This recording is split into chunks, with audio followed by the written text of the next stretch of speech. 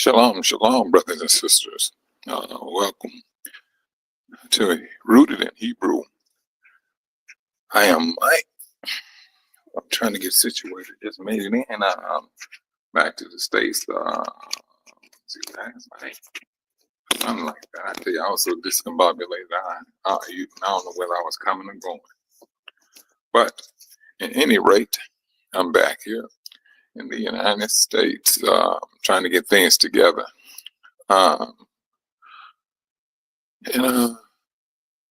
Get things together and to return. So now I know this time, because right now my time here in Arkansas is Central Time, and it's like 8:20. Shalom, Sister Pixie Dust. Glad to see you come in today, sister. But you want to talk about a trip. That trip, I tell you,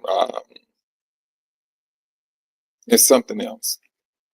It's not more so the trip.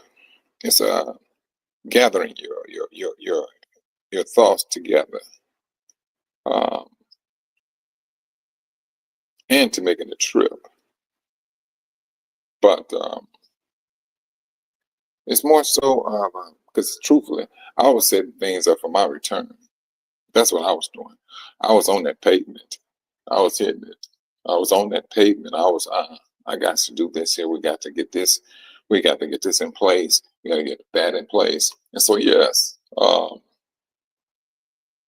those, man, I say, for the last couple of months, I've been putting things in place. My flight, sister, was about 30 hours. It was about 30 hours. The longest was in let's see. The longest wait was in Chicago. The longest wait. It was in Chicago. I sat there for like 5-6 hours. Could have been longer. And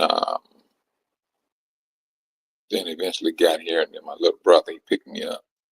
Fellow Hebrew Israelite, he picked me up from the airport. But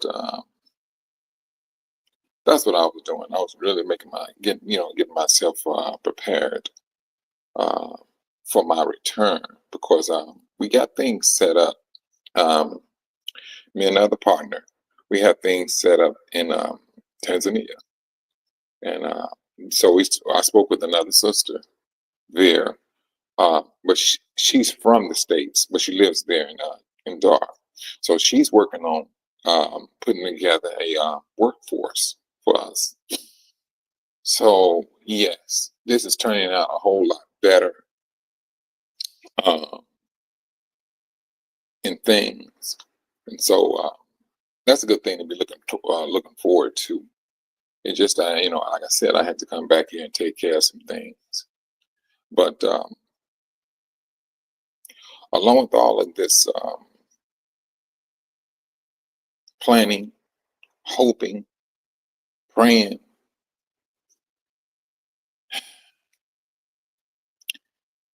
you're going to encounter some straight hate, deep-seated demonic hate, and it's going to come from your own people.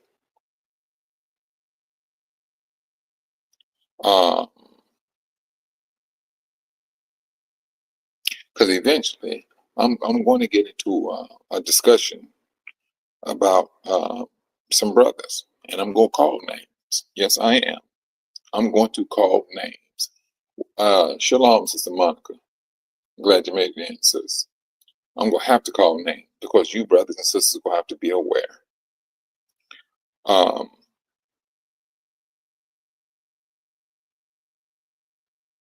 when I was there, we have this, we as Israel, we have this thing about, doing business with our brothers and sisters, which is a good thing. It's when you're doing right, not necessarily good, but when you're doing right by your brother,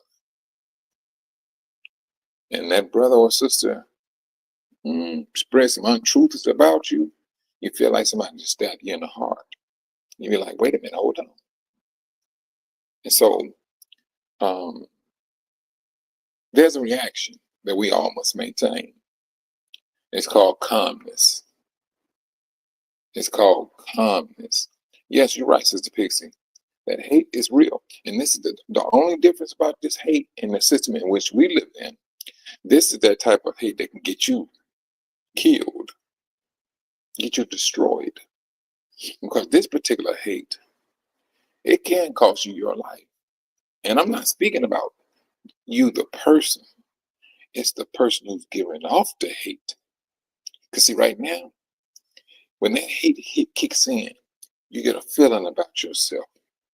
And it's very demonic if you're not in control of it. If you're not in control of that particular hate, you best believe the devil will let you ride that until the wheels fall off. And the wheels are going to fall off. And you will be left empty-handed. But let me just get into the details. I ran into this brother and his family. And I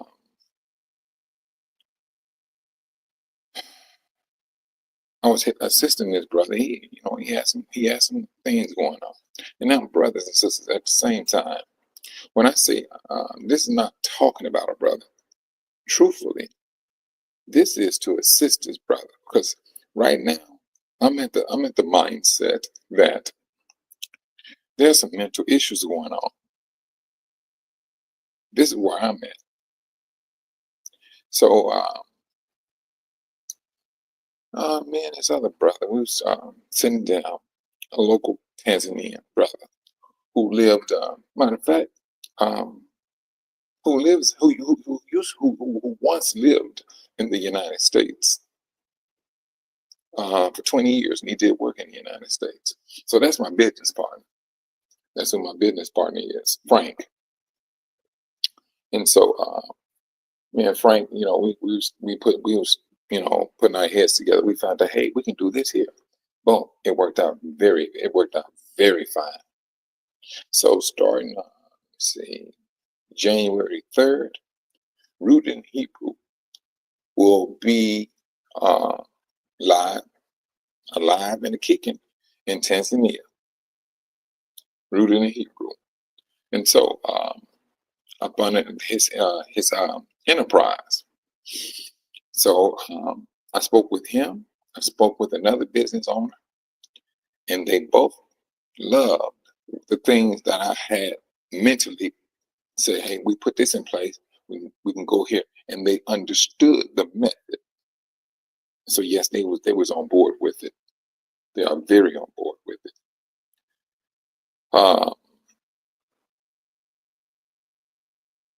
This was a sad thing about it. The brother that's from the United States started saying some things about me. But I didn't retaliate because I'm feeding this brother. The Most High told me to get this man 100,000 shillings. I did what the Most High tells me to do. I did.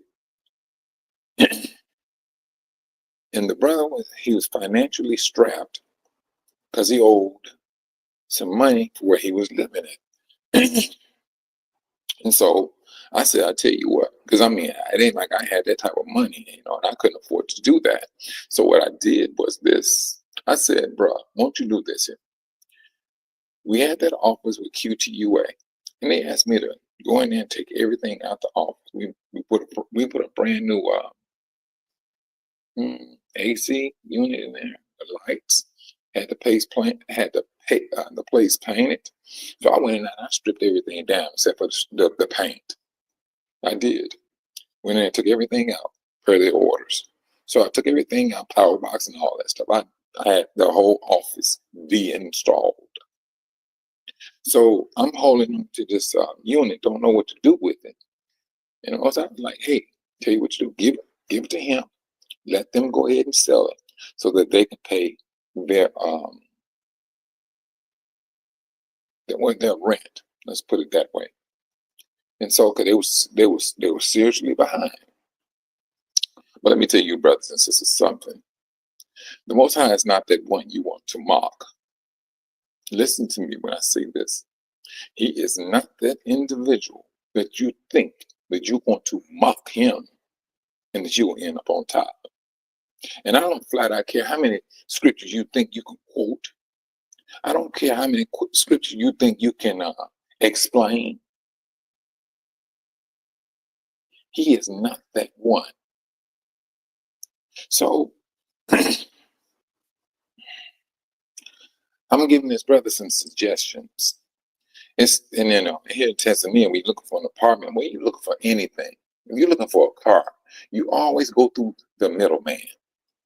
Those are the people that got their ears to the asphalt. They know everything. They know how much this land over here costs. They know the person who's selling the land. So you go to the middleman. So my suggestion was this. I said, look, brother, y'all only dealing with one person trying to sell this AC unit. Why don't you put that in the hands of the middleman? Because one, you tell him how much you want for it. The middleman is going to add his price in that too already. So yes, he's going to push it because he knows he's going to make money off of it. I said, put it into a lot of hands. The brother go tell me, Mike, we've been here 4 years. That don't, it don't run like that in Tanzania. I'm like, man, look here, you take that dumb stuff to somebody else. Business is business. Selling something is selling something. And so, although it was Christmas, the time of Christmas, put it that way, they feel that, no, the only thing you can do is wait till next year. I'm not built that way. I am not built that way. It is too many people here that understand business and they don't worry about Christmas nor Thanksgiving nor no New Year's. They be about their business. Shalom, Brother Dave. They be about their business. So I was telling the brother, saying, man, sitting around here, of course, they was working on a site. These brothers was working on a site. And so they called me and asked me, could I assist them with some funds? And I'm like, no, brother, y'all on the site, what's going on? Yeah, we gotta pay the workers and so and so, and things of that nature. So it didn't make no sense. But anyway, I said, no, I can't do that, bro. Because now I'm starting to have some reservations. Truthfully, that's why I started to have some reservations. So now when I moved over to there, I was right next door to them. And so what had happened, my conversation, they were hearing my whole conversation. And it didn't bother me. Like I was talking about something that, that was that deep, and mostly it was with my sister. And so he took all of that into consideration. And so when I went out to eat, he came too. I went over to across the street to this restaurant, get me something to eat, go back. He's like, Mike, can I get a so-and-so? I'm like, cool, bro. So he, because he ain't no money. But I was kind of blown because I do know that they was working on a site. And they said the site got shut down because of this, because of that, things of that nature. And that's the furthest I can go with it. So the brother, Frank, me and him, we started talking about more and more business and things of that nature. How we can do this, how we can do that, and even call people that he knew that was working in Brila, and they said, "Oh yeah, if you want this particular license, you ought to pay like 250,000 shillings. 250,000 shillings is like 250. No, I'm sorry, not 250,000 shillings. $250 USD for that particular license. Oh yeah, I got it. I mean, I get it. It's cool. And so, but moving forward, I gave this brother some money, 100,000 shillings, and things of that nature. What he was going to do with it, I don't know. But I was looking at a lot of things because he had the internet, and I had the internet. We had the same internet, but I mean, I had my own. The internet got shut down, so they asked me, "Mike, can we use some of your internet?" I had an extra laptop. I said, look here, brother, as long as I'm here, y'all need to go and use his laptop and get online and look up all of the construction companies that are in Dar and put in your information, let them know that you are a contractor, you are a business, and seeking you become one of their vendors or authorized, contractor for them. They said, well, Mike, it don't work like that. And I'm like, bro, don't make me go online to make a lie out of you. Why is it that when I tell you, brother, this is what you can do, you have a complaint, you have a rebuttal against everything I said that's concerning your business? I said, because people are not going to keep on listening to your sad story and think they go into their pockets because this incident happened. I said, Pim, you and your son need to leave that nonsense alone. This is what I'm saying to this brother now. Then he gets upset and he said, well, you don't tell a man to get over the devil, his wife. I said, I'm telling you to leave the situation alone, bro. Don't go through the community talking about what happened to your wife. Your wife was sick before she even got here. I said, I'm not being harsh, but I'm telling you to understand God's truth. So we had words. I said, frankly, I don't care what you're thinking and how you're feeling, man. You can't keep on going to these brothers and sisters with the same old line, looking for some money, handout. When you need to be up here, when you work in a business, anybody with common sense knows for a fact that you make sure you got work lined up daily. That's how your work needs to be lined up daily.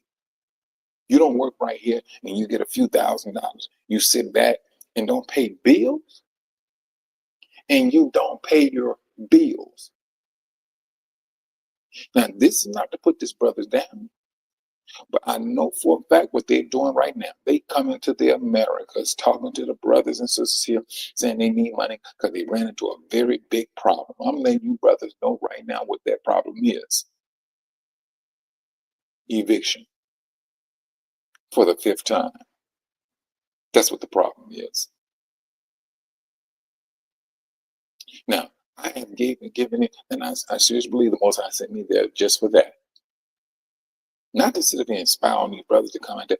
No, but when I seen that your business, the way it's going, and how you talk to your customers, and I just happened to go because I got tired of sitting around at the hotel, man, and things of that nature.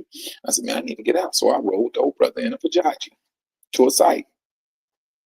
I mean, trust and believe. Guess who had to pay that bill? Yours truly. I did.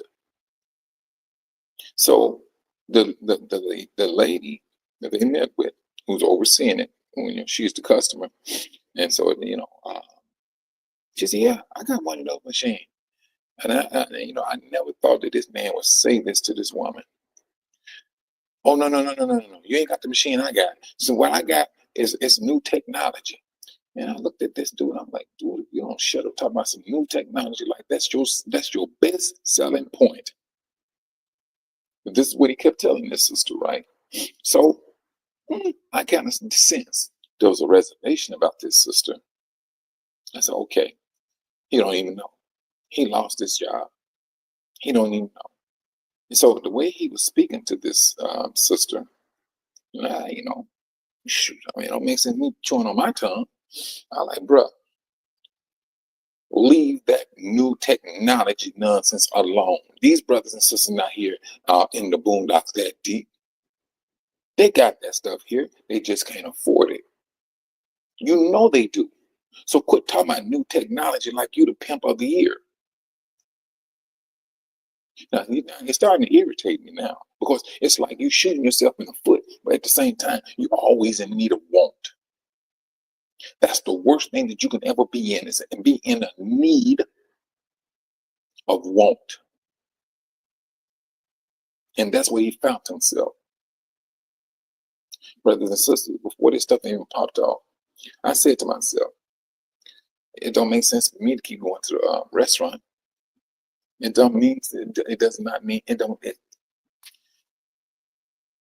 It's called common sense. And so what I did, I went to the grocery store I started picking up big bags of beans and rice. I got some vegetables and things of that nature. And I went and bought a big tank of propane to cook. Man, you had to go outside and cook, which I ain't got no problem. But I know how to cook it, whether I'm inside or outside. Boom, I'm cooking. I'm separating the beans, cleaning the beans, pulling out, particles of dirt and rocks and everything. I'm separating the beans. No brothers never once came out to assist me with cooking the food. It was for them and for myself. And so what had happened once I got through cooking, I cooked a pot of beans, some rice, and things of that nature. If I wanted some chicken, I probably went across the street or something and got some, and things. But when I finished cooking, that's when they come out the room. They come out the room, get them like 2 plates of beans or whatever. I did not have a problem with that. The only problem I had, Dave, you're right, poor spirit. Poor spirit. But when the Most High tell you to do something, you do it. 100,000 shillings, I gave it to them. Did they pay the internet bill? No. They leased off of mine. And I said, look here, bro, I can't leave my laptop with you. I said, because I got to take that with me. But I'm telling you, get on this internet and do you think, Dave, I told Low Brothers, I said, look here, go online, pull up these companies, send your information in, bruh. Let them know who you are, what you do. I said, not just one, do all of them. I said, do a massive blast if you have to. Not one did they do. Not one did they do. I was like, bruh, y'all sitting around here every day, sitting around here up under this shed, looking at the sun come up and go down. I'm not built that way. But Miami, this is the way it is, And so I said, bro, you're not making no money. So I'm sorry, let me just back up a little bit. So the owner of the property came up, and I just happened to be out there too. The owner came up, and he was talking. He said, you know what? And this is what he was saying, and his son was saying, yeah, this is out of our hand. They shut the site down because they want to knock down some walls and so on. So, there's nothing we can do. And I'm listening to this now. I'm ghetto hustling. I'm serious. I am straight ghetto hustling. And so I said to when I got through with the conversation, and he went on about his business, I'm like, look here, man. You all don't tell that grown man, the owner of this property, by means of his grace, that he is allowing you to stay here, and you owe him all of this money, and you have the audacity to tell him it's out of your hands.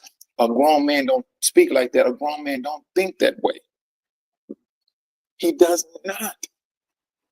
A grown man does not think that way.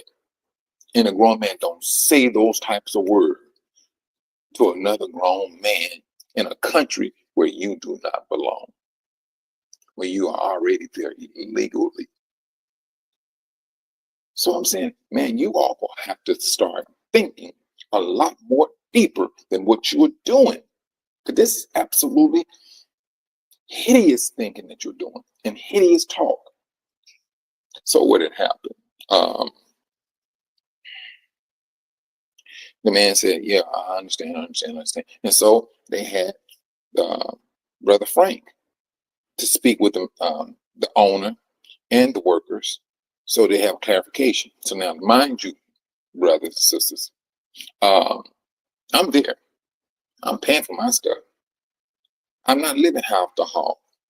I'm not. From hunger, I eat those beans. I can eat off those beans for like 3 days. Don't get me wrong. Yeah, you get tired. You want something else. I'm going to tell you what I did. I did get tired. And I wanted some chicken. So they was telling me about this restaurant. And so I said, well, all right. He said, we'll go with you. So they rolled with me. Went and got some chicken. I'm saying, that day was Friday. I said, well, let me get some for Saturday too. The Shabbat. So I got enough of that for 2 days. Yeah, they ate like kings. They did. Ate like kings. Beans and rice and chicken. This is what we had. So we kept on. And so now things are really truly the concrete is starting to harden up now. Now I'm starting to drop. Now I am understanding why they are in the predicament that they are in. Because the more me and Frank we talk business, the more he's like, wait a minute, Mike. He said you gave him. And no, this was Brother Frank came at me. He said, man, he said, Mike, I would love to do business with you. He said, man, the fact that you gave them an AC unit for them to sell so they can pay their rent. That speaks volume though. Although, he did the job, what did he say? Pro bono when he was paying the office. And I was like, he said pro bono? He said, no, he said free. He said he did that for you all for free. So I was like, and I flat out just told him, I said, he lying. I paid that brother $800 to paint that small office. He was like, no. He said, Mike, that's the reason why you gave him the unit. I said, bro, the reason why I gave him the unit because the Most High said give it to him so he can go ahead and sell it so he can pay his rent. That's what it is I gave. I ain't giving it to him for no other reason. He said, no, Mike, he just told me that. He paid, he know the unit. I said, I tell you what you do. Call James. He was there. He's another local brother. He broke away from them and started his own business. And so James was like, yeah, I know Mike paid, but I don't know how much he paid. But I do know Mike paid for that. Mike, and we didn't do that free. And then because they paid me. And so I addressed the brother. And I said, and I addressed him yesterday. Once I landed and got situated, I said, brother, all the help I have assisted you with, buying food, so all of us can eat. We're going to the restaurant. I'm paying your bill, bro.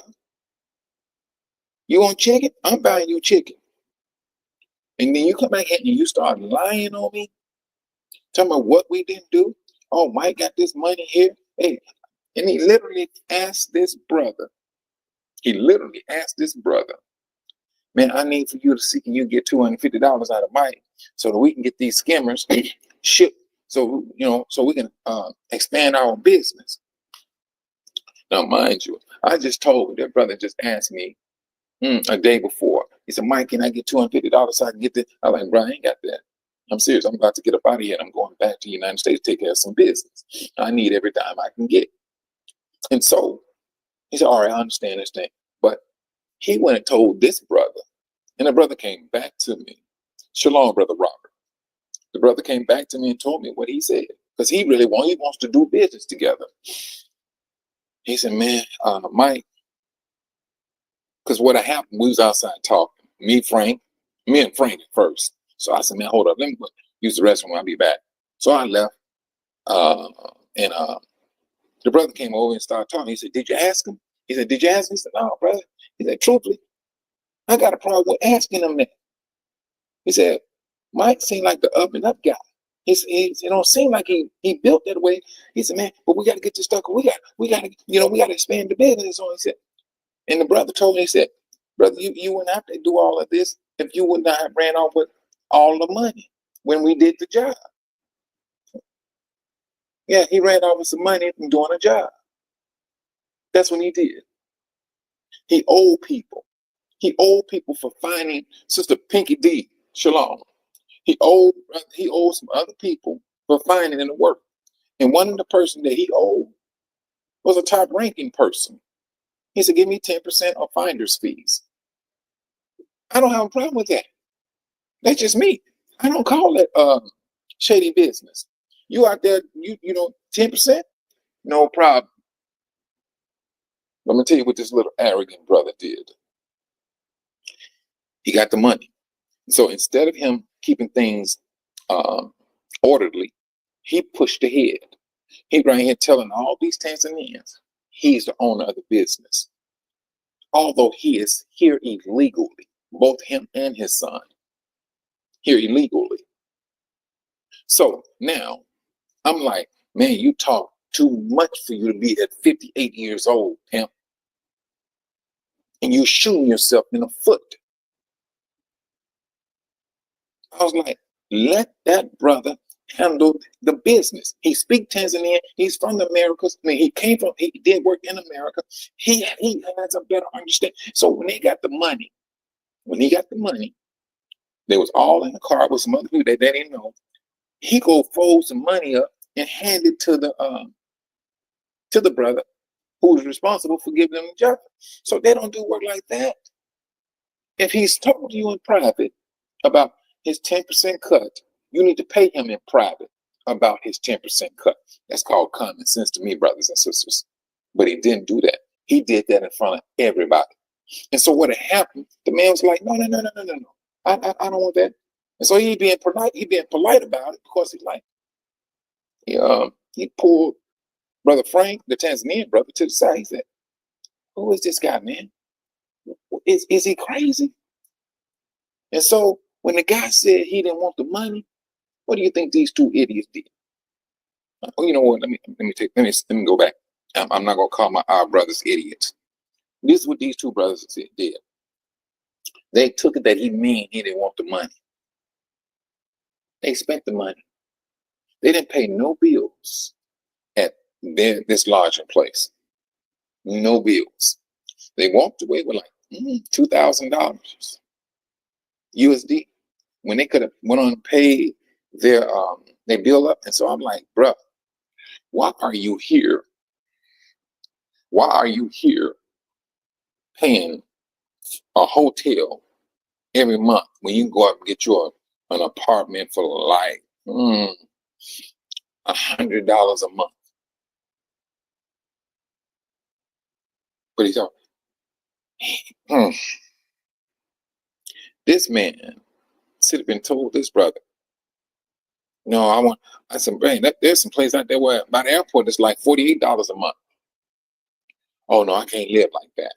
I'm like, nigga, you about to be put on the street. Don't tell me what you can't live like. Do not tell me what you cannot live like. You don't. You want everybody to feel sorry for you, and you keep singing this sad song. So they got to the point. They said, "Mike, we bought 30,000 shillings." I said, "What's going on for 30,000?" We got this guy. He put together a GoFundMe page. I'm like, hold on. Y'all still riding that same old song? Man, that was my mom. Man, that was my mom. I don't care who it was.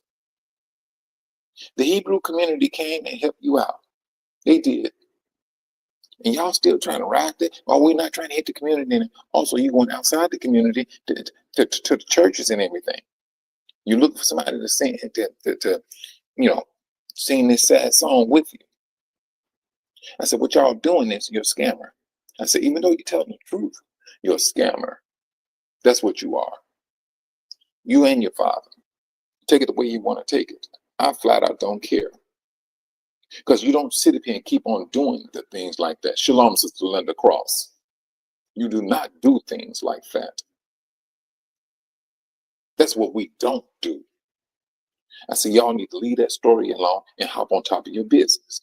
Now you sit up here and you handed this man over here who's giving you all his work. I say, you all about to get into some serious trouble. And you don't even see the storm that's coming, that's about to come upon you. And so with all of this, me talking to them, all they was doing was building up some hate, not from me, but from them, more so the father.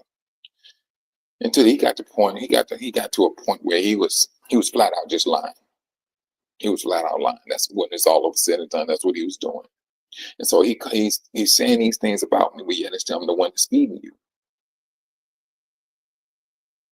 You don't talk about the people that's feeding you when they're trying to help you to see this is the way you need to move with this. This is the way you need to move with that. If you think you understand business, you can't understand business because you're not working it towards the business mindset. So when he got the end of the job, he walks up to the owner of the business. Yeah, I'm looking for payment. They paid him. They didn't pay McGorry, Frank McGorry, although he's the owner of the business. He went there, got the money from him, paid Brother Frank what is equal to 150,000 USD dollars. I mean, I'm sorry, $150 USD. The workers, he paid them. See, that's 50. He paid one of them $50 and another $75.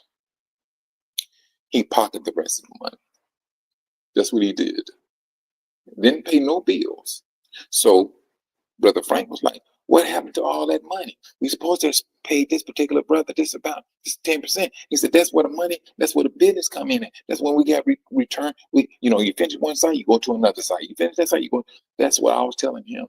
So, but now when Frank started to get frustrated, what comes out of frustration?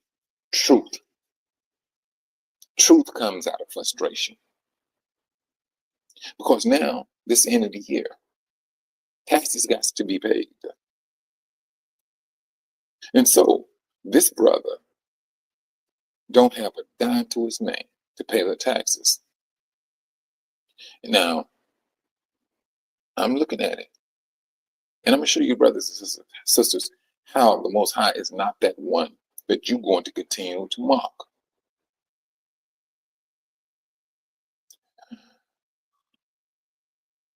When I was getting close, I'm like about a week away from me leaving, his son came to Brother Frank and told Brother Frank, he said, man, I'm kind of worried now because Mike is leaving. And it's, I'm kind of worried about our situation because I think we're going to be in some trouble once Mike leaves. That's what he told Brother Frank. And Brother Frank was like, yeah, I think y'all going to be in some serious trouble once Mike leaves. It seemed like he's the one who's keeping these people calm, and Mike, you all been working against him. That's what Frank said. He said, every time Mike come to you, you're not you, but your father, he's very combative. You don't want to listen to nothing Mike's saying. But Mike is not the one who's on their bad side.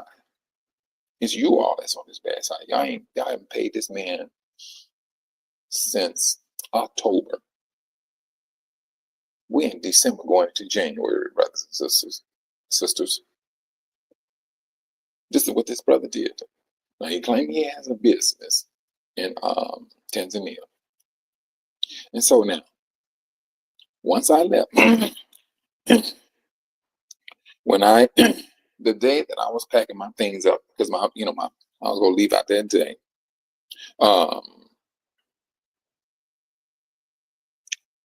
I'm thinking Dave and his son was going to the restaurant. So they went up there. I mean, I stayed up under this, up under the it's outside patio. Let's call it that way. A patio. I stayed there. I waited for the brother. So I kind of figured he was outside. I did. I kind of figured he was outside and he was talking to them. And they sat right out there waiting for that brother to show up. So now Dave just really truly started showing his frustration against me.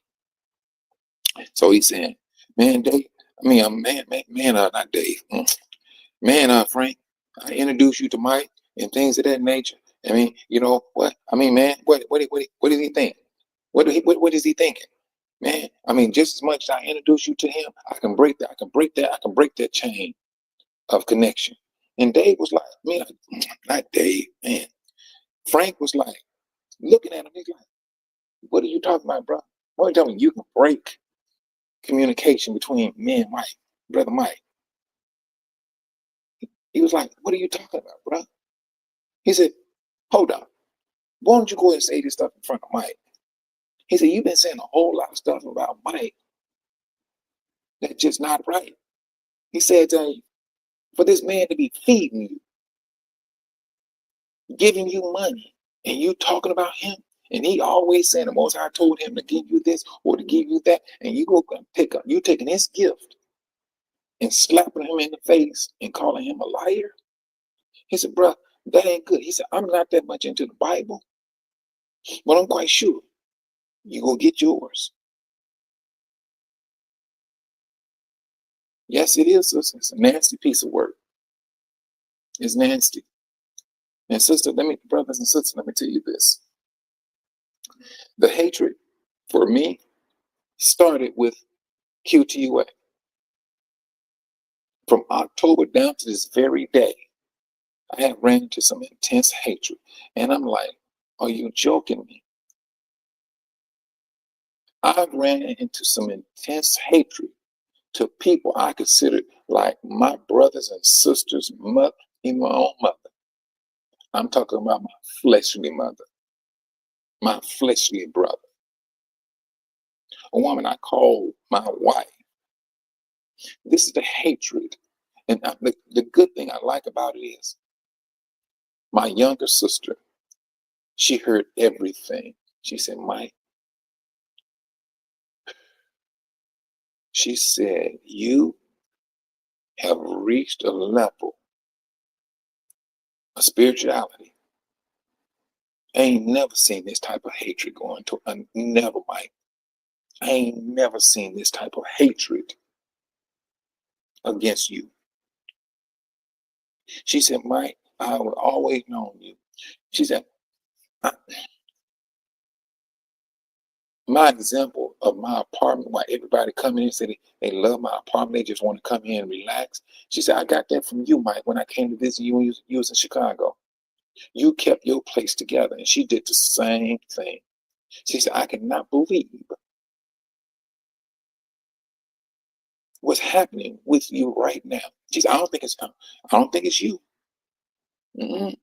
But I seriously believe the devil is absolutely attacking you.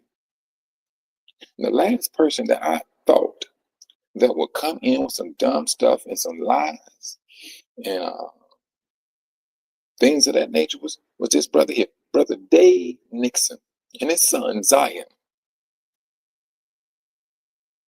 Yes, I'm going to call them out. And for you brothers to be aware, they want to reach out to brothers and sisters in the United States and try to plead this same old cause where they've been evicted 4 times already. They're about, truthfully, this eviction, no, it's going to be a whole lot harder. And I'm going to tell you, brothers and sisters, what happened just yesterday. And it's sad that it has to go down this way and be said this way. So I'm talking to Brother Frank, and I said, man, look here. We was talking about the situation. I said, they just won't listen. I said, oh man, there's nothing I could possibly do. And so what had happened, I said, well, truthfully, brother, and the rooster had came back to roost. And just when I said this, brothers, the chicken roost, the rooster roost. I kid you not. And and it came back a second time. I said, let me do it a third time. It's complete. And that rooster crowed a third time. And then after we was in conversation, it came with a 4th time. It was complete. I said, that brother, he's in some serious trouble. He got a letter from the owner. You have until January 1st to have all of their money together. Well, they call them the police. Now, brothers and sisters, I already did common sense thinking. The man that they rent that owned the hotel, he already works for the government. He's from Tanzania. Don't you think that he had some connections already? And just like they were saying, they knew something was going to happen once I left. And it happened. It did. It happened. So they wrote him that letter. And so he talked to another Tanzanian. And this is what he did. And so the Tanzanian told him, oh, you ain't got to worry about that, and so and so, so and so, and so. They chose to believe the lie. And then this is his words. I have never worried about my living condition. I always trust the Most High. Brothers and sisters, let me tell you something about this word, the Most High. This title, no, it's not a title, it's his name. Don't mock his name. Shalom, Truth Seeker. No, not no. I know you. No, Truth Seeker. I know exactly who you talking about. The why. I know him too.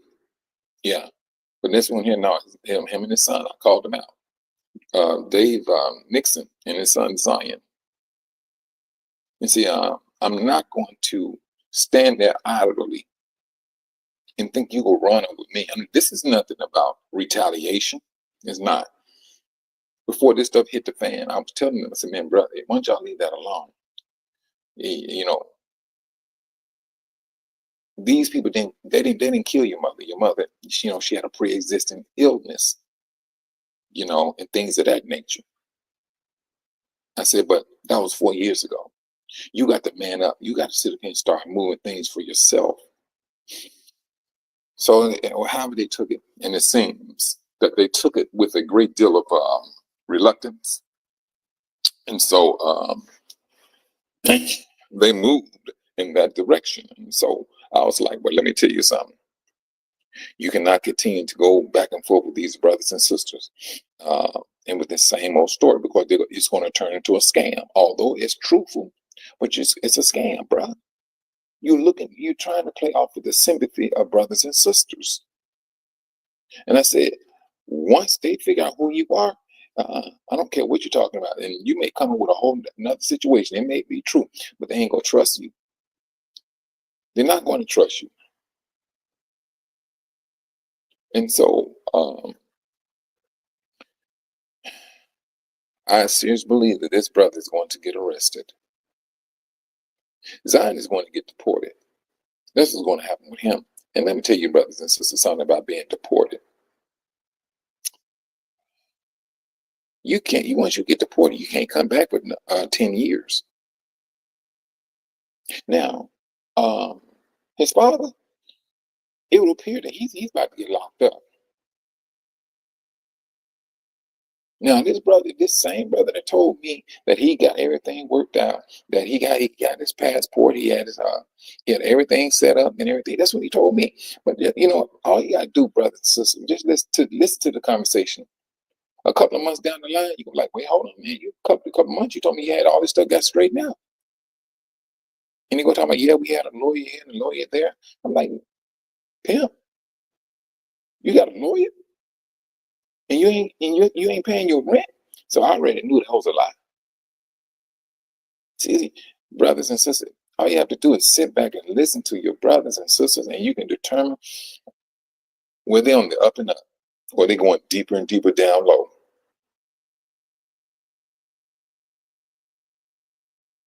That's what it is. And so they have worn out their welcome. I met brothers and sisters who opened up their doors to them. And I don't know what it is about these brothers. It's like they'll stay there, eat up the food, and will not contribute not one thin dime. That's not a mind. That's not a mind of a man. That's not a mind of a man. I'm serious. That is not. A Western mindset, sister, no, I don't know what type of mindset they got.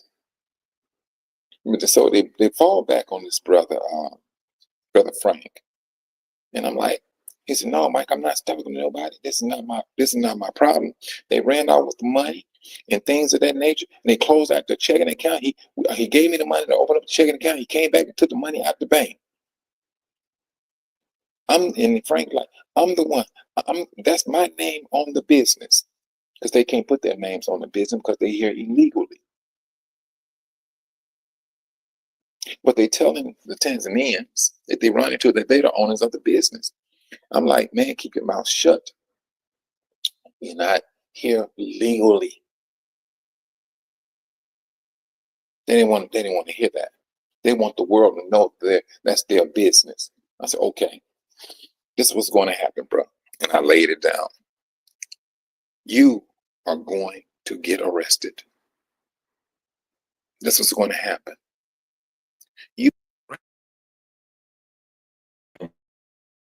you don't sit up here and talk haphazardly about the Most High's servant who came here to assist you. That's what you did. Brothers, I ain't gonna lie to you. I'm sitting around here cooking like I was a maid. All I need was a bandana wrapped around my head. You can call me Aunt Jemima. I'm up there sitting behind the table. Even it was the sister that works there, her name is Lucy, and the brother that works there is named Goodwin. And they was noticing. I'm up there cutting up tomatoes, I'm cutting up onions, I'm messing with the seasoning and everything, cooking, getting these beans together and things of that nature. And I was doing that. Yeah, that's right, Sister Monica. I was sweating out there. It was hot. I'm cutting up tomatoes, I'm cutting up onions, bell peppers. Oh, you name it. I'm doing it. I'm doing it. And these brothers sitting in the house. Zion, if you're not in the house, he got this little Bluetooth box. He walk around playing music. But they walk around and they go about their routine as if, man, you wrong, Dave. See, I was thinking about that apron. I was like, nah, that apron that apron is going to tab it too far now. my hypocrisy only goes so far. But I tell you, you got jokes, Sister Monica. But it was just downright sad that things went down the way they did. And truthfully, I don't know. Now, mind you, I don't know if he's arrested or not, but the words in that letter, they were saying they need this money. If you don't have the money, they're going to take legal actions against you. The guy works for the government. You already here illegally. You're here illegally. Let that sink in. And second, it is against the law for two men to live be in a room together. All of that's his son. They say it's still illegal. So, I mean, it's they put themselves in this position, brothers and sisters. It ain't the fact that hard times just fell upon them. No, they brought hard times upon them. What I'm saying, and so the sad thing about it is, the brother that broke away from them and started his own business, he was calling to give them work to do. And brother Frank McGorry was giving them jobs to do. They turned it down and said, no, they didn't want the small job. They want only the big jobs. I was like, bruh, you ain't even got a pot to pee in and a window to throw it out of. Are you telling me this is what you're doing? So now, mind you, hold on, brother. I'm not even done. So I went by and I seen Brother Frank's house. Now, Brother Frank, he got dealt with too. He got dealt the blow. When he was in the United States, he was gathering things up. He had a shipping container full of a whole lot of stuff that he was going to do a business there, a laundromat business. So he accumulated a lot of washing machines, a lot of dryers, and that's what he was going to do. So he told his partner that he's shipping it to Tanzania, but he was still in the United States. But the Tanzanian got the shipping container, ran off and sold everything. Ran off and sold everything. Till he got to a point when he got back, his money was so funny he had to sell his home. He had a mansion, and he had his 3 kids that was in college. All 3 of them was in college. He sold that so because he's big. He's very big on education, and he felt that he needed to sell it to make sure his kids receive their education. And that was the daughter that, the one she wanted, the last one. No, she's not the last. She's the middle. That she just finished her schooling for medical, something in the medical field. Put it that way. So she finished it. So he felt that was more important than anything. So he sold his mansion. He had a Shalom, Sister Kathy. So he sold it. I'm gonna tell you what this brother did. But I took my hat off to his wife more so. I'm gonna tell you the reason why. That brother built a 9 by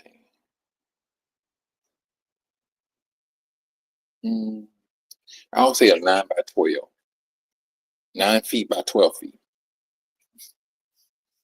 box.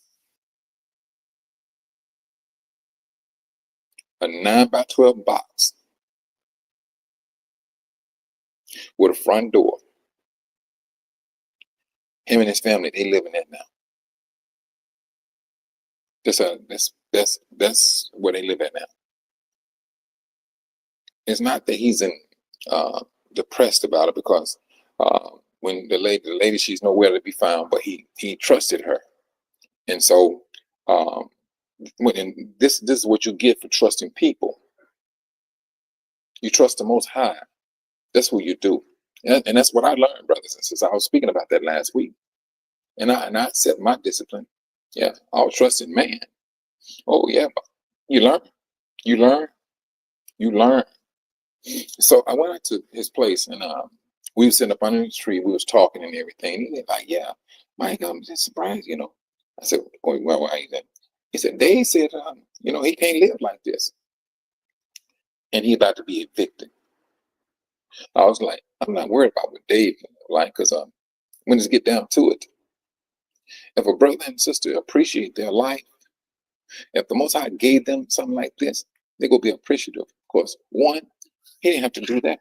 He could have just took your life and sent you on your merry way. You could land there stiff like a board. But you got to come to love, to appreciate where you at, to know exactly where you're about to go. So I'm walking around through his neighborhood, and Dave like, "Man, I can't live like this. I can't live like that. I can't." And I'm like, "Brother, you ain't." And I kept telling him, I said, "You ain't got a pot to pee in and a window to throw it out of. What are you talking about what you can't do?" Shalom, Sister Yvonne Daniels.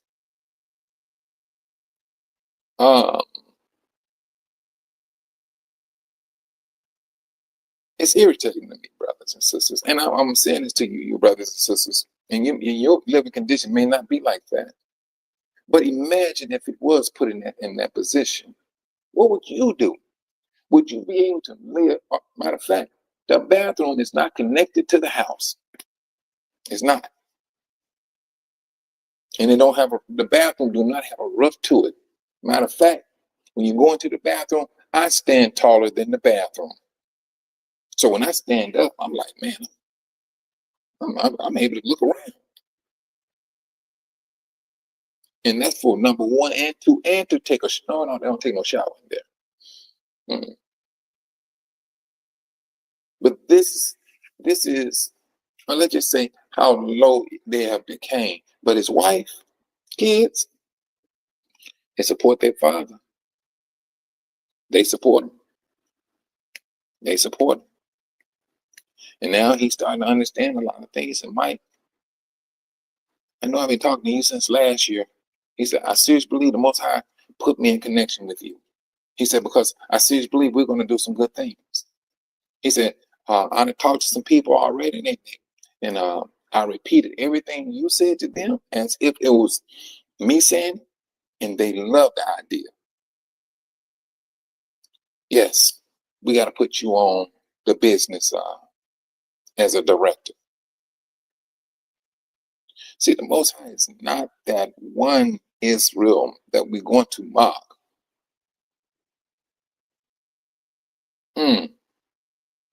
He's not.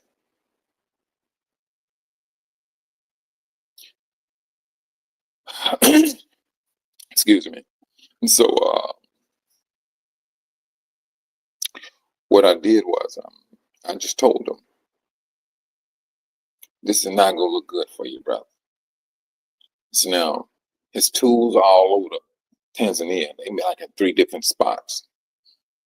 And I know what's going to happen. In order for us to soothe all of this shenanigan that he brought about, that a bill gonna have to be paid. And I talked, and I don't want to, say it over there and things, but if it don't, he may find himself locked up, or they're gonna say, hey, it's cheaper for us to just send him back to the United States. And if they send him back to the United States, because he claiming, I ain't gonna get into that. But anyway, it's going to be, it would appear that it'd be cheaper for them to send them back to the United States than to feed and house him. So what I kept telling him, keep your mouth shut, bro. Let these brothers do what they need to do. You're going to have to work with these brothers here. So the brother said, no, Mike, we want you to come on board. The paperwork gonna be registered. We're gonna send it to you digitally. All you gotta do is do your digital signature. You good. Which I know about that because we once dealt with Breeder before, and so that's how we want to do things. And we're gonna move forward. This is not that time. We this hatred that's going around in the air.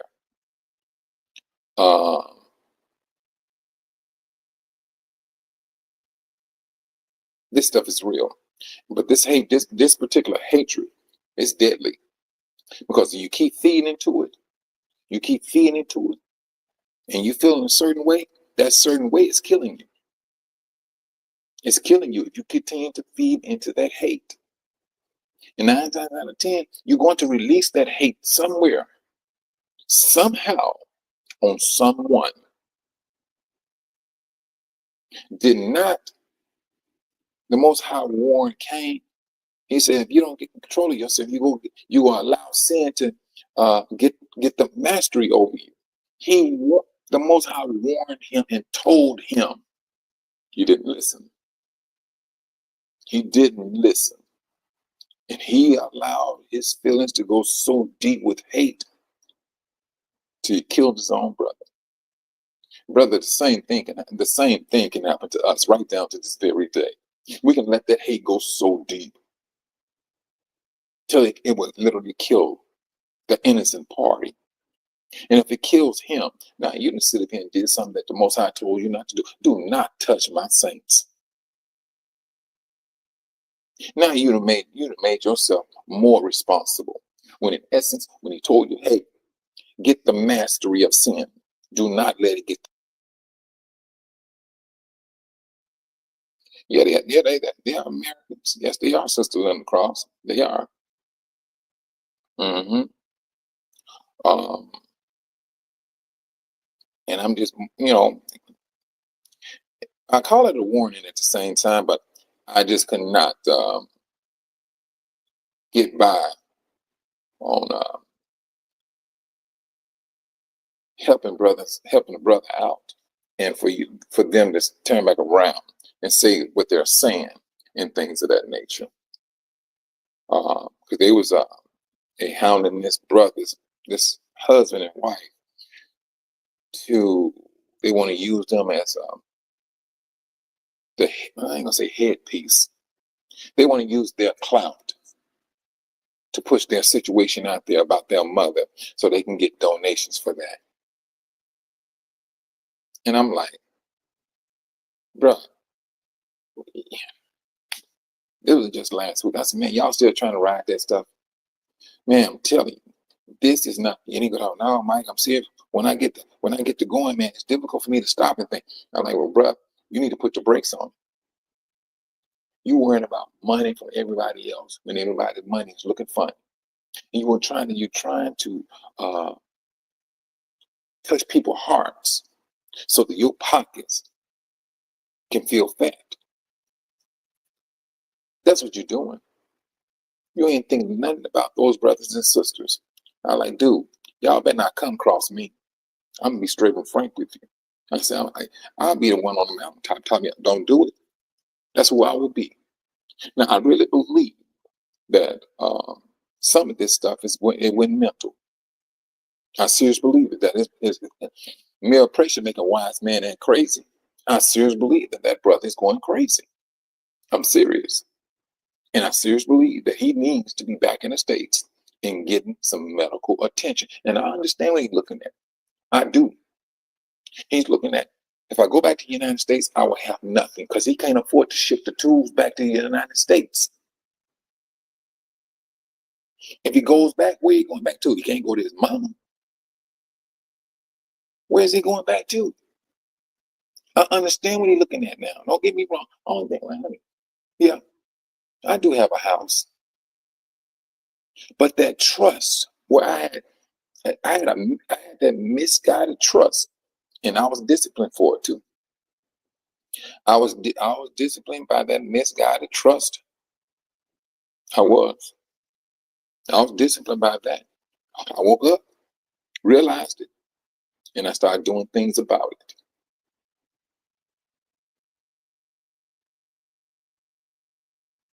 But the situation for this brother is just flat out do not look good at all. I seriously believe he's going to be arrested. But right now, he's depending on Frank McGorry, to speak to these people. He said he's not. They're not taking this seriously. They're not. They're not taking it serious at all. If it was me, I would have sold that unit so quick. And if I didn't pay money on the rent, guess what? I would have took that money. I would have took that money and apologized to the brother who give me 10%. I will give you all the job. He said, brother, I will be there. So I apologize. I misunderstood you. Whatever situation may be, here is your money. We just need your assistance. And going forward, no, you will get your 10%.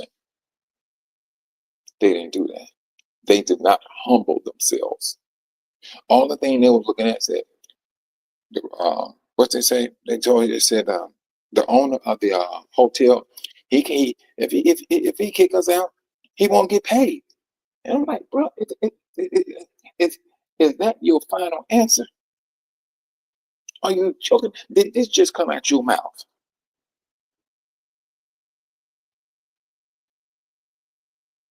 This is what I ran into. And then all of that hate that came from him. I said, well, you know what, you might bring that hate come in. What? I got a whole lot of people out here hating on me. A whole lot. Bring it. But he's always saying the Most High has been looking after me ever since. I said, the Most High is not looking after you, brother, like this. You might hang that one up. You take that and give it to somebody. The Most High is not gonna have everybody feeling the same way that I'm feeling what you're doing. And I talk to other brothers and sisters that knows you. They say, no, I can't get him another dime. I don't want to hear nothing about his wife and his story with his wife. That's their go-to spot. And then, Shalom, Sister Van P. And if you have a place to stay, they quick about, hey, do you think me and my son can move in? You get them in. Okay. Get them in if you want to.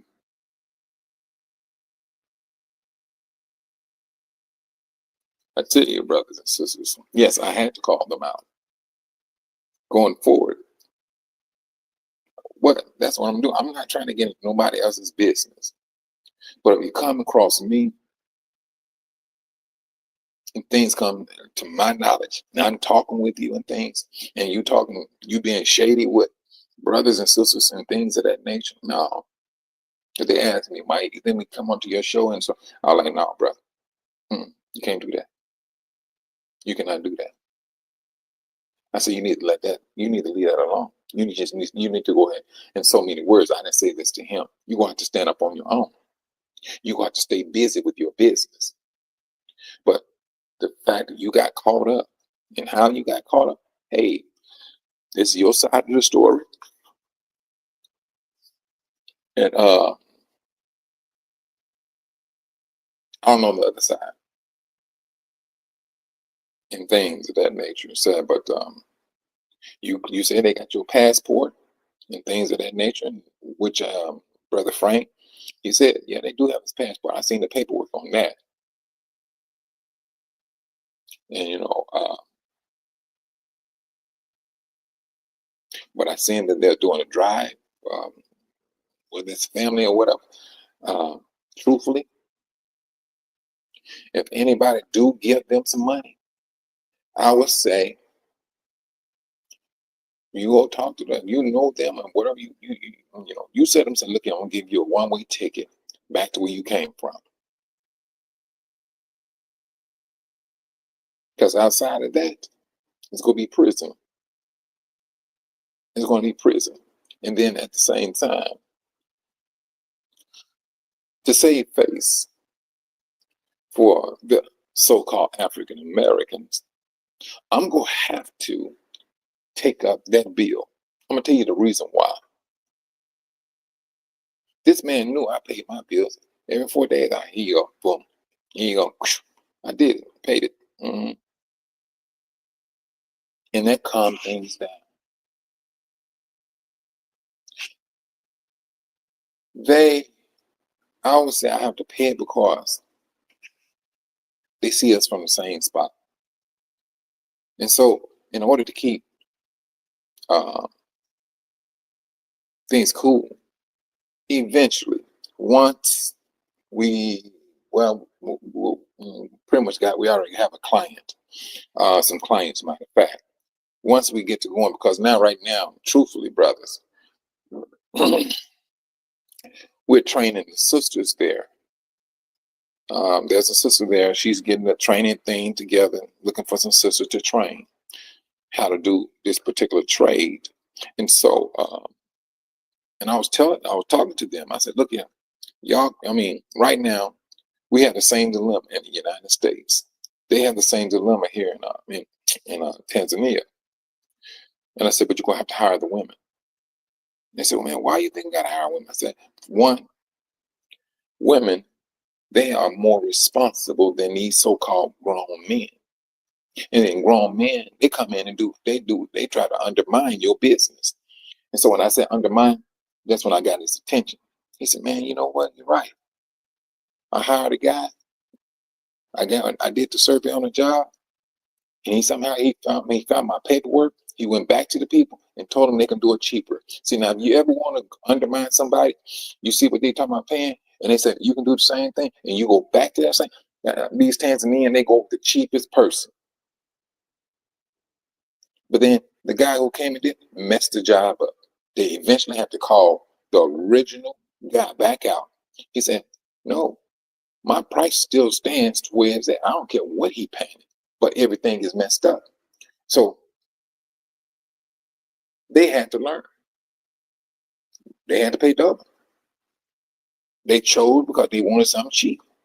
And so now it's a learning process of them. So now he understands what I'm saying. Now he said, man, Mike, you got a point on that. I said, but why you say women though? Women got babies they gotta feed. Men don't think about that. They just have a baby and they just keep it moving. The women, they don't move like that. They know that this child has to be fed. This child needs to have a roof over his head. But when you got a woman that you're training this here, and they doing, and women are more, what's the word? They're more detailed than men. They are very more detailed. And I'm telling you from my experience of hiring women, they're very detailed. I said, you guys, you hear it? Yeah, boom, boom, boom, boom, boom. Boom, they're going. And then you're like, man, didn't I just tell you so and so? But don't pay attention to details. The women do.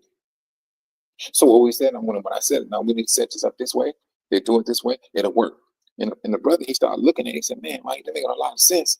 He said, yeah. Let's do it that way. And that's what we got pushing, but that's what we're pushing now. And it's women. It's women. Don't get me wrong. I mean, we run up on some good brothers, all right, no problem. But no. And then at the same time, I said, brother, and I told Brother Frank, I said, man, and we're going to spend this in a way that we're going to show the local government what we're doing for the sisters.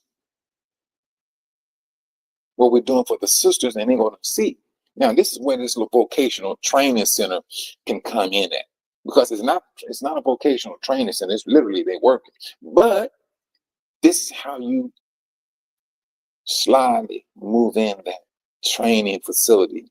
Say, hey, these brothers came here. These, we got this African American. He came in. He brought, he put this thing together. And all we're doing is we speaking volumes for ourselves. That's what we're doing.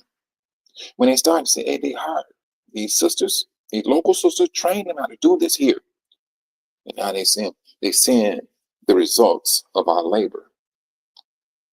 When I laid that down to the brother, they said, yes, we want us to move in that direction. And that's what we're doing right now. I just got to get my stuff tied up in things of that nature and move forward.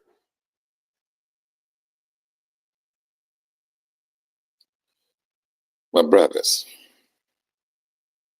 this hatred is real. It is absolutely real. This is not that time for us to be dibbling and backstroking in hate. If brothers and sisters come to you about a particular this or that, listen. And if it's offending you, ask the Most High to help you receive it, or whatever the situation may be, but don't dive into it. You dive into the hatred, it's difficult to get out of it. It's very difficult. And you may end up hurting somebody other than yourself because of the hatred.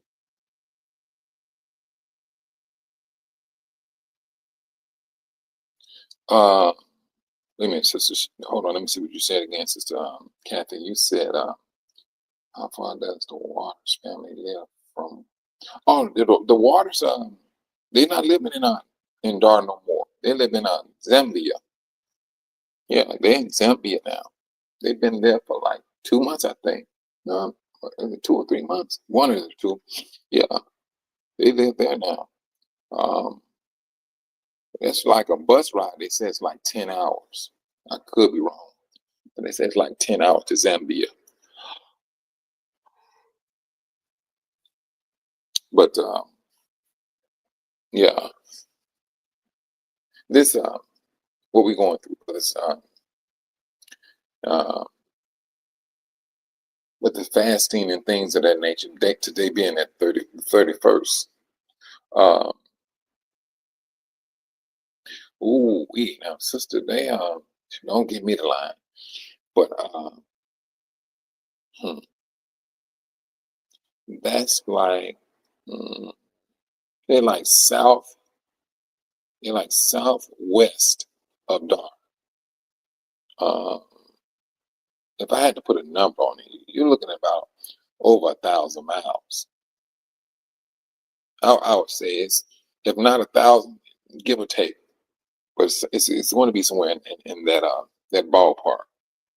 You know what? Now, Sister Kathy, I'm going to tell you this now. What I have learned was this. It's easier to go through Zambia to get your citizenship, a whole lot easier. It's like, it costs like $700 to do it. And Sister Waters, they know how to go about doing anything.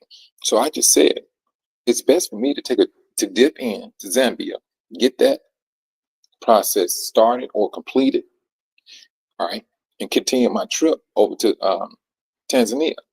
So when it gets to a point where I feel that I need to leave Tanzania, I ain't got to come way back to the United States. I dip off into Zambia as my fallback shelter or whatever the situation may be.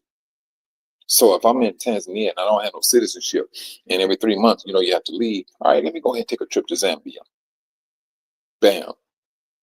Hop on a bus. A bus ride will cost you about $30 from Dar to Zambia.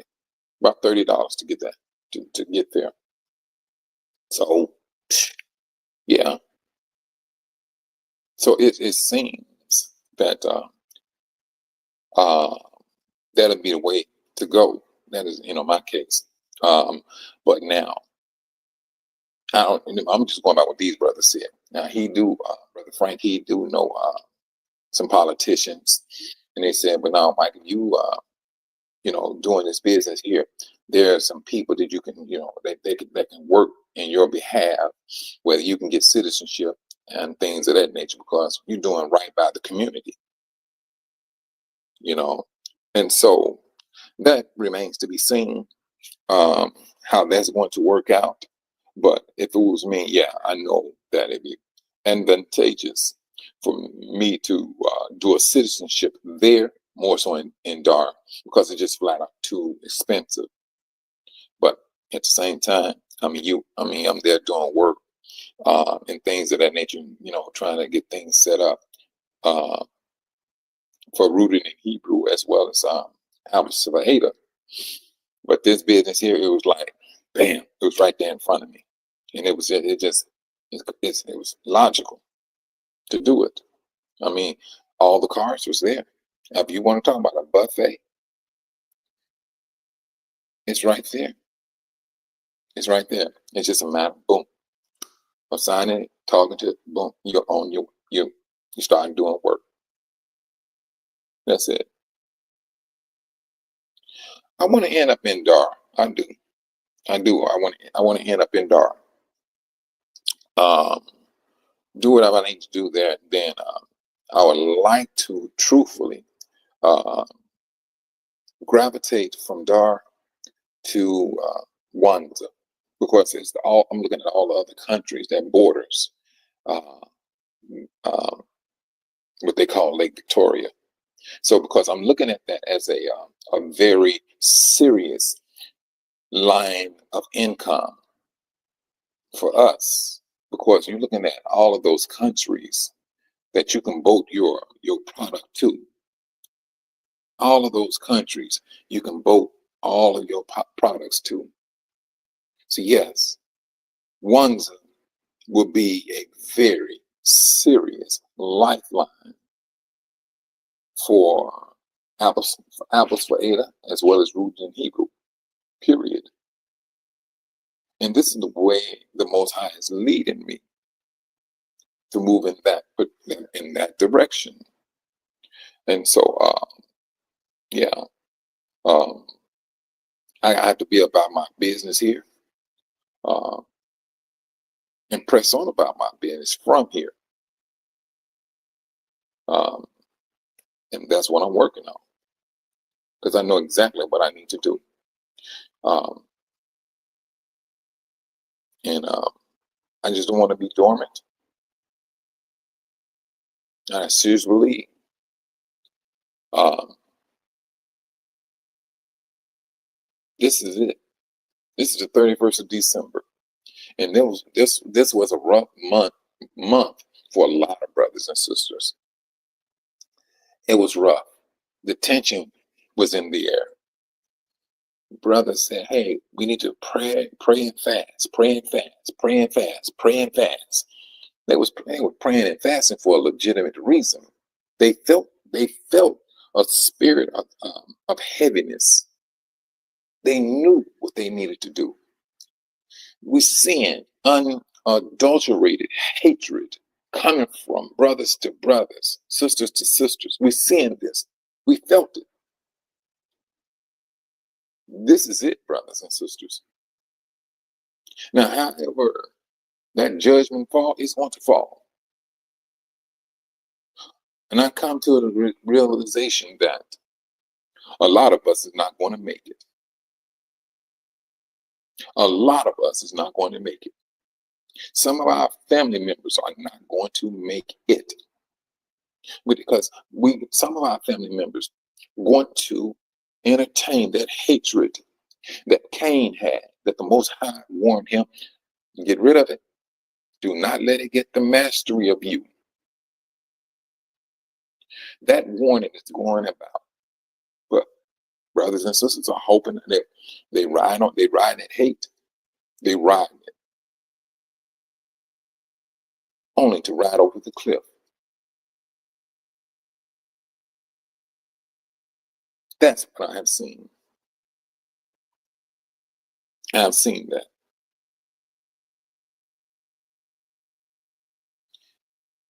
This is not scary times. This is a bracing up your mind and your heart time. If you don't want that hate, all right, look at what you did. I don't like it. Boom. All right. You keep it moving. You look at it, dismiss it, keep it moving. This is what we've been encouraged to do. These last days, I tell you,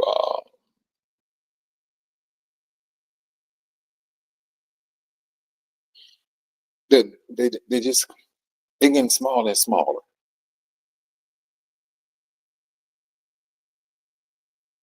And brothers and sisters are getting to the point where, all right, I heard some brothers and sisters like, saying, hey, how do you think you go get some elders to sit down and hear people cases and that? And you know what? And the brothers may not be able to do that.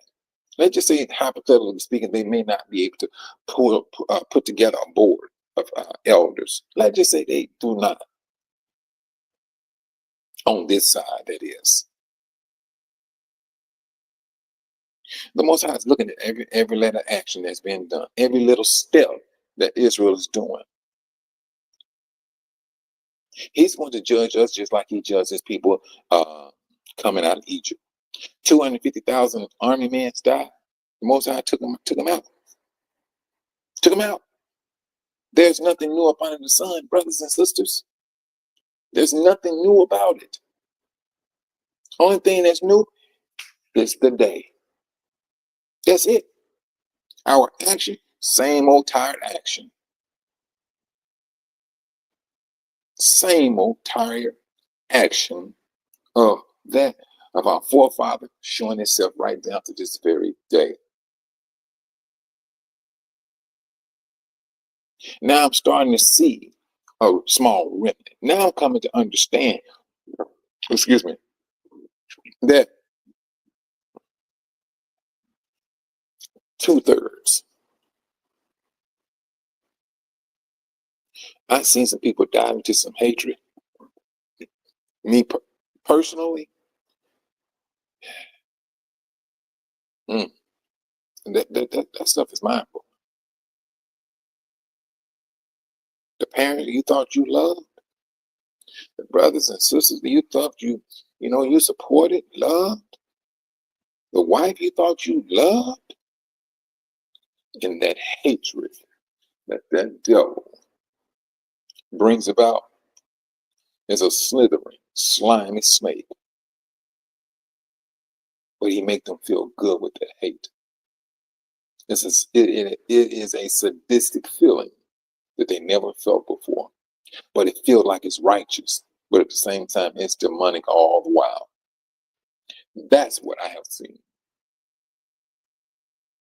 And that is going to be the damning thing for my brothers and sisters. It's going to be a very damning situation for our brothers. This is it.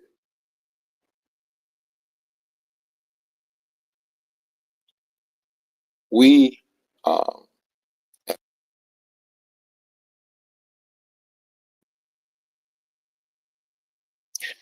have not seen the Most High hand work like that, but it would appear that we're about to see his hand work just like that. It is. It's about to happen. You got brothers and sisters falling back and being to themselves and things. That's not the way the Most High arranged us. He did not arrange for this group of Israelites to go over there and things of that nature. No, he did. He did not do that. But we feel in our minds, oh, you know what? I'm gonna keep to myself, do what I think. All right, fine and dandy. But even if you do run up on your brothers and sisters, you still treat them with the greatest, the most severest type of kindness that you can imagine. We all up under that obligation. And I don't care what group you call yourself breaking off to, but you feel that you cannot abide by those laws, it ain't you that's separating yourself. It's the Most High who separated you from them.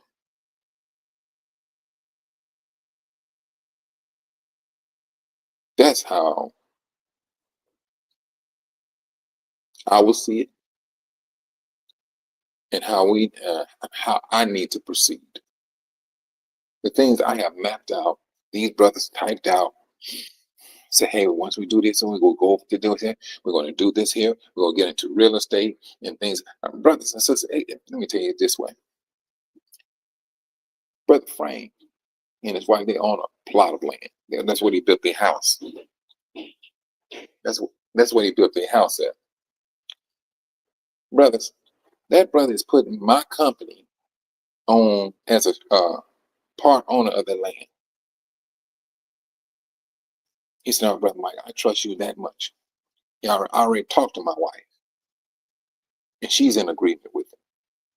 They've been rooted in Hebrew as part owner of the piece of land that they own."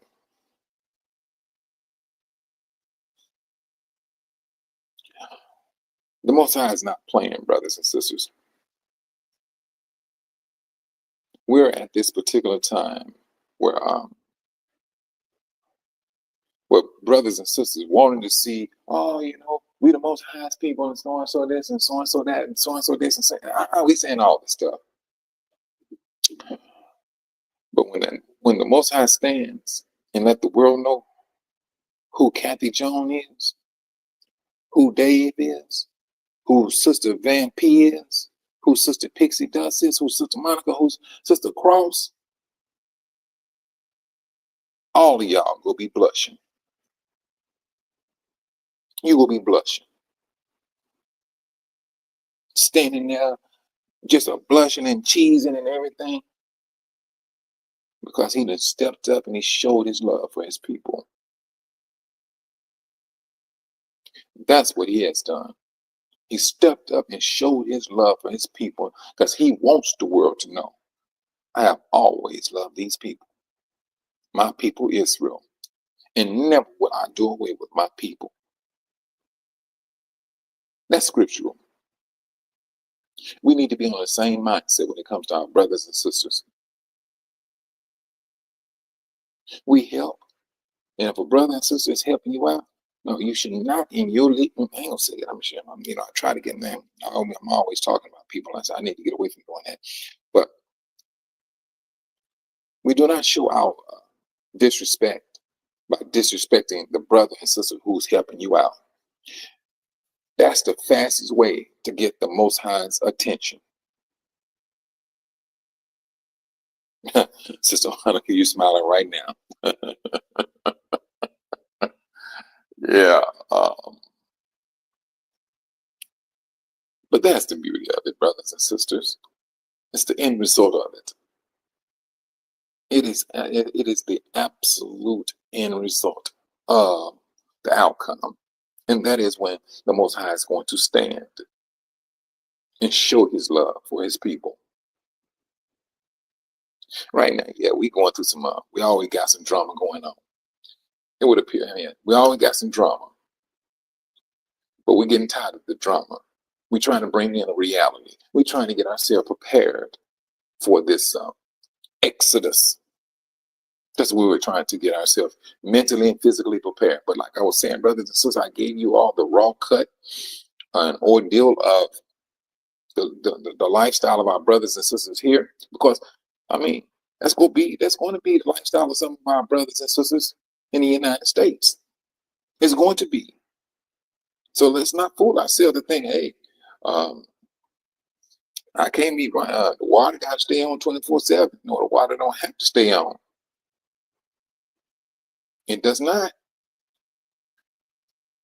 You may have to get you a bucket and go to your reservoir, dip it in the bucket, go back in there and boil the water, and then go and take your a hot shower or a hot wash up or whatever you want to call it. And yeah, you may find yourself sitting out in your front yard washing your clothes. Yeah. But brothers and sisters, it's not always that bad. It's all about how you appreciate it. It's all about how you appreciate it. And if you are a mentally lazy person, splash down, okay. Hey, you got that little comedian spirit. But if you were that type of person, um, that's um, that's wanting or think you need this or that, uh, those things that you seek, because right now, brothers and sisters, truthfully, what's being geared up is this second Exodus, and all of the complaints that Moses had to hear from his brothers and sisters. Now it's about to be turned up. It's about to be turned up higher. Now you think that was something because now you just not dealing with just this. This is what the people were doing and talking about in Egypt. But now you're talking about dealing with people that's coming from the four corners of the earth. This ain't just about African Americans. Oh, man, you brothers, you are talking about a global situation of putting people back in their land, and they're coming with their complaints from whatever land they come from. I don't care, Jamaica, uh, whatever. Well, we had all this here. We had a very fruitful land in Jamaica. Yeah, you did. You're reminiscing over some things that can get you taken out.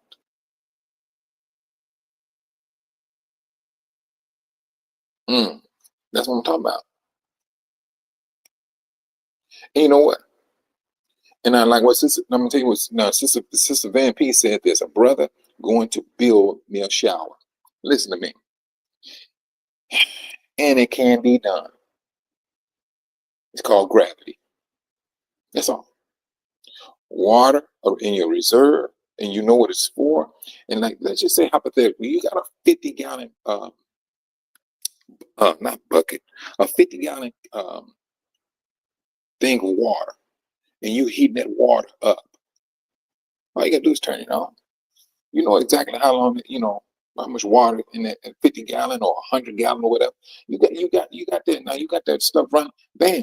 It don't take a rocket scientist to do this stuff. But we're about to. The devil want us to, instead of us being appreciative and using our engineering mindset, he wants us to feed into complaining against the Most High instead of saying, you know what, I can build this here. If I want to shower, well, matter of fact, I can do the same thing with a tub. If I just want to sit there and relax in a tub, bam, I can do that. Use your mind. Gravity fed. That's what I'm talking about, brother. It's all about us using our mind. If you feel, well, why we got away so and so do this, build it. Why the water keep on running out? Dig for it. Put a pump on it. Don't complain about it. Be about it. The Most High, He blesses effort, not complaining people.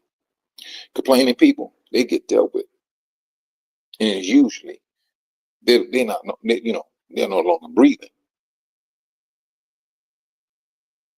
And they're not even trying to fix the problem, but just complain about the problem. That's the history of our brothers and sisters. And going forward, brothers, we already been warned. Don't come out of Babylon think you're going to complain to the Most High. He already gave you that warning scenario.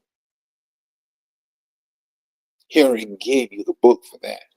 Now, for us to take that book and then apply it nowadays, oh, you like, well, you ain't learned nothing. I see right now you still stuck in stupid.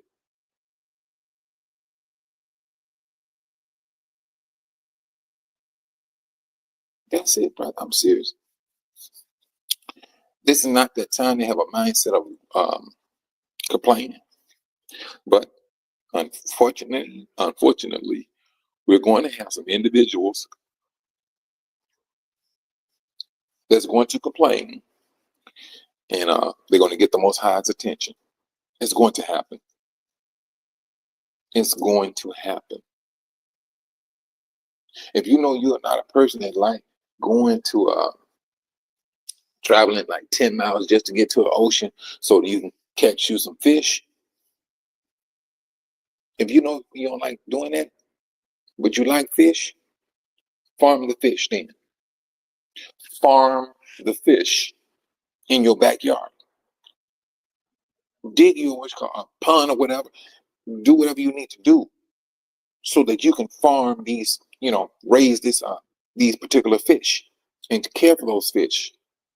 Brothers, it's all about us using our heads and not our mouths to complain against the Most High. He's gearing us up. I'm not just speaking about these things of my own initiative. This is the Most High saying this. Think for your future and act for your future. This is what he's doing. This is what he's saying. Before I let you go, have this in mind. You already got how I dealt with your brother, how I dealt with your forefathers. You can sit up here and walk down that path if you want to, which some of you going to do. And you're going to have the same result as your forefathers. Or you can take this, learn from it, and abide by my rules and regulations. Use your engineering mentality that I have given you. Aquaponics, that's that's what it is, Dave. The aquaponics, yes. You can raise the fish and have your garden at the same. I'm telling you, it's that mindset, brothers and sisters. It's that mindset of what you want to do. We're not Babylon. Bump trying to get rich over another brother and sister. Bump that nonsense. Let that nonsense ride into the sunset. Getting money and having money. You be safe there, Brother Robert. Getting money. The way Babylon gets money, we're not that way. Our set on money is going to be done in a totally different way.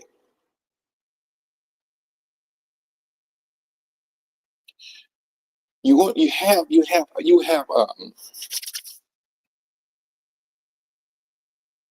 have this situation where we've been raised around this little, the US dollar.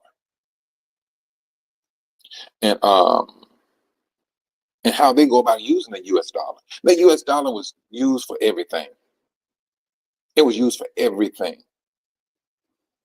But brothers and sisters, let's say we're coming out of Babylon, right? We're coming out of Babylon. Who's in a mad dash to get rich so that they can lord it over their brothers and sisters? A lot of us. A lot of us are. Unknowingly. We get that. Say, no, I go in there and I start a business. We can do this. We can do that. Yeah, we doing it. But when it's all over said and done, we all will be on the same totem pole, no matter what you're thinking. Because you're not going to put your brother or sister in poverty. That's one thing you're not going to do. That's not part of the Most High's original way. If they sold themselves into slavery, trust and believe. The 7th year, they free. And the land that they gave out, Goes right back to them. Ain't nobody going to lose.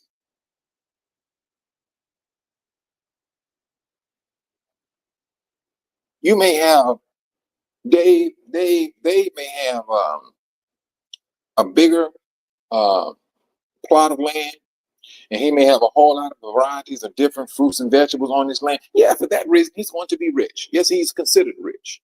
Yes, he will be. And there will be other brothers and sisters going to be in the same predicament.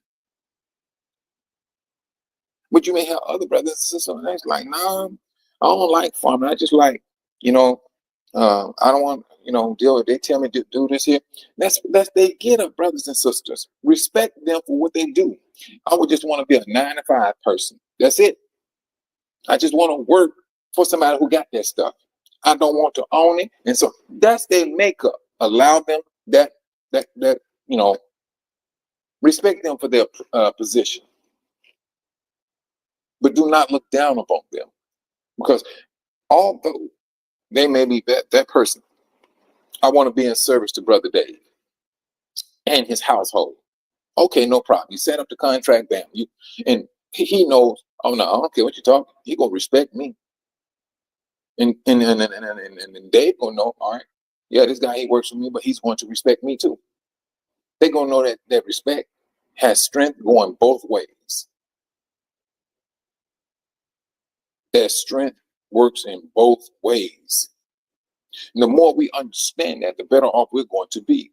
We're going to have an understanding the strength of power. Now that strength of power is different now when it comes to a Gentile. Not saying you're going to be slapping them around and browbeating them and things of that nature. I'm not speaking like that. But their way of, there's no 7-year jubilee for them, at least not to my knowledge.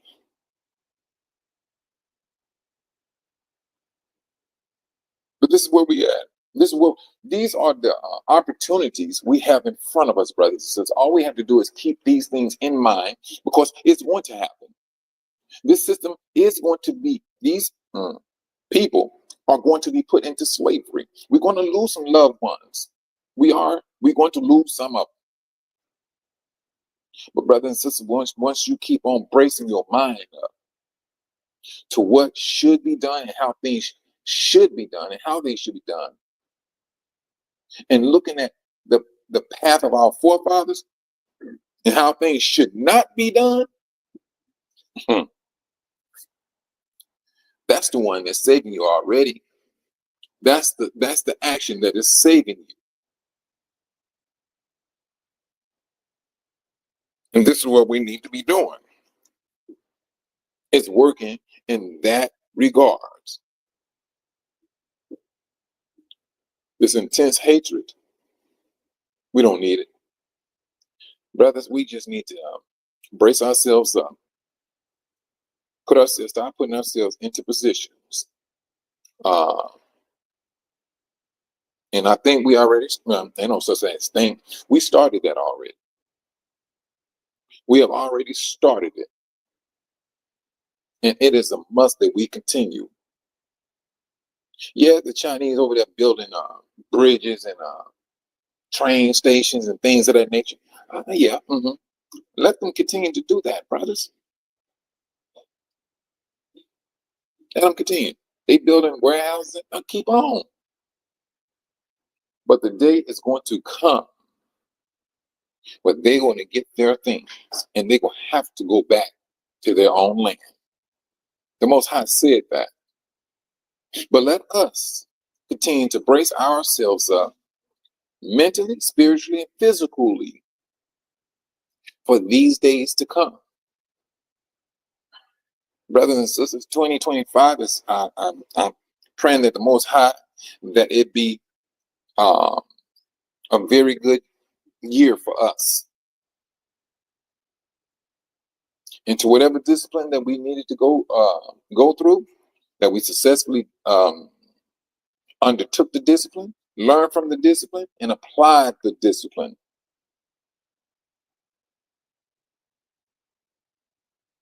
That's how we should look at it. And on that note, brothers and sisters, you all be safe out there. Keep your head on a swivel. Uh, and like I was saying earlier, made it back here yesterday, and things. I ain't gonna necessarily call it frustrating, but circumstances had to be made in order for me to get back here to take care of some things and to get some legal matters and straightened out, or either in process.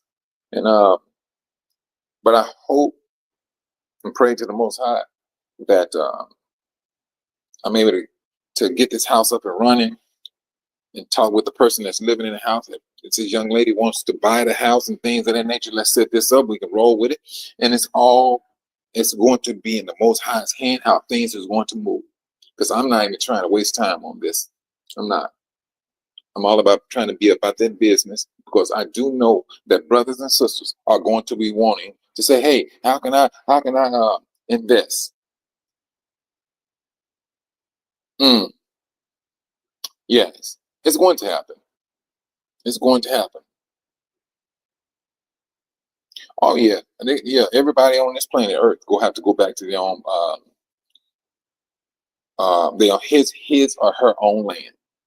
And so whatever they're doing in Africa, they're working it for us.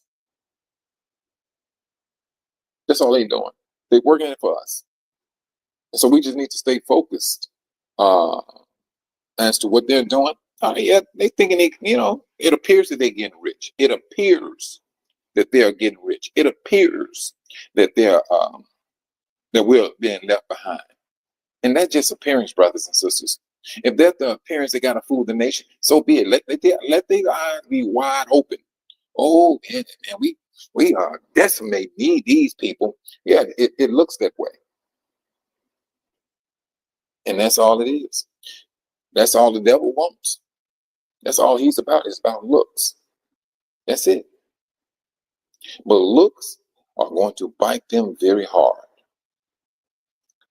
And brothers and sisters, just like the Most High said, and this is really for the Christian. And you brothers and sisters, can you hit the like button?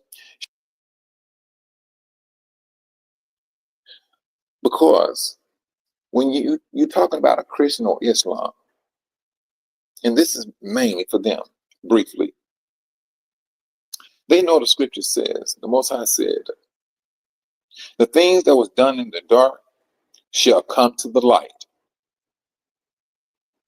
And that's including the covering up of a Negro people. That has absolutely been uncovered. And you got our Negro brothers and sisters out here upset that these Negroes claim to be Israel and not taking the time out to search their own scriptures out. But they'll get upset. They just like Cain. They will get upset at this particular knowledge. Instead of researching it for themselves, they dive off into hatred. And some of them is going to be to their own detriment. That's what it's going to be. No matter who you are, all they do, a little effort of just reading. That's all it takes. But if you choose not to do it, that is absolutely your prerogative. You don't have to do it. You will be just like the Most High said. You will be destroyed due to your lack of knowledge. And your lack of knowledge will be something that you did not want to take in. You chose not to take that knowledge in to find out, why do these Black Hebrew Israelites say that they're the people? It ain't gonna kill you for you to read your own Bible, but some of you think it is, because you don't want to know. You don't want to know the truth, and the truth is not going to be in something that it don't want to be in. If you don't accept the truth, trust and believe, it ain't coming to you. Yahushua said, unless the Father draws you to me, Ain't no way you can come to me. You're going to have to be drawn in by the Most High. Period.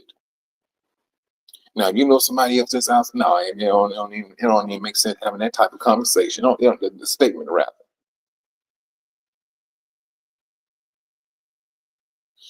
No, this is not that time. Keep your head on the swivel, brothers and sisters. Let's continue to work at what we need to do. And truthfully, be on alert against that hate. That hate that's coming out now, brothers and sisters. That is that demonic hate. That's that hate that can get you laid down when you ain't coming back up. Be careful of it. Be careful of that hate.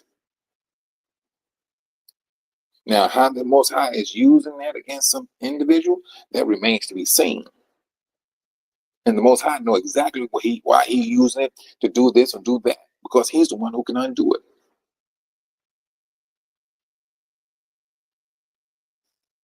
You brothers and sisters, be safe out there. Y'all willing? I hope to be back on tomorrow. I would say like 8 a.m. in the morning, Central Time. That's here, and we can press forward and with a source of encouragement.